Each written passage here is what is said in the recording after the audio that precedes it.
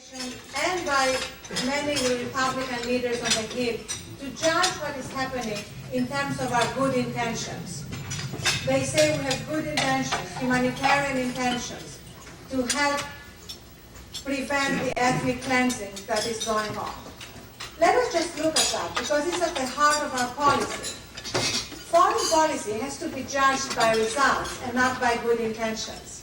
And let's look at the results. The results are that since the NATO bombing started, the fate of the Kosovo Albanians is infinitely worse than it has ever been, because there is still time to change things. There is still time for a miracle.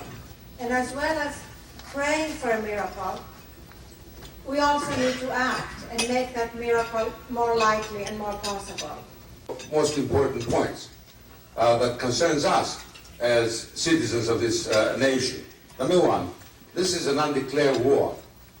And I believe that our Congress has relinquished their sacred responsibility to take charge of the affairs of this nation, number one. Number two, I vehemently object to the fact that they are spending my money, as little as it is, and your money as much as it is, executing a stupid, unethical war, unnecessary war. Number three, what does NATO? I remember NATO as a kind of a defensive alliance. What is NATO doing in that region, and why is NATO that we support financially and otherwise doing there, executing an offensive war? Number four, suppose that we as Americans, and I know American history, I studied for 10 years at 3 different universities, Yale, Chicago, and Wisconsin.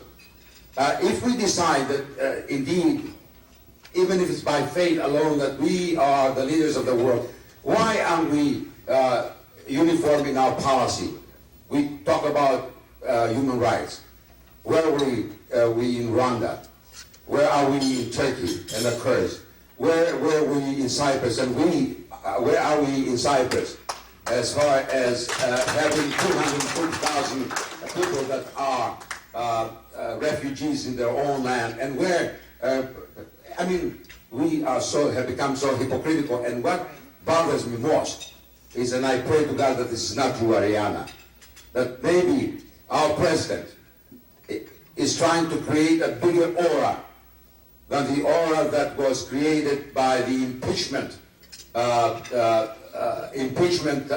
procedures or processes to overcome the negative impression that was created for history purposes. Because let me tell you, and I know history, that was my main area of concern, Russian and Balkan history in the 19th century. I know that region.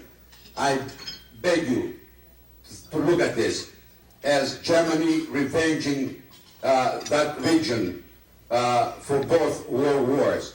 And the important thing that you made, the important point that you made is nuclear war. I heard some people say, but Russia is really in a sad state of affairs. That's exactly what I'm afraid of. That indeed, because Russia is in such a bad state of affairs, and they have the nuclear armaments, that they might just push the button. And God forbid that World War III will happen in that region again.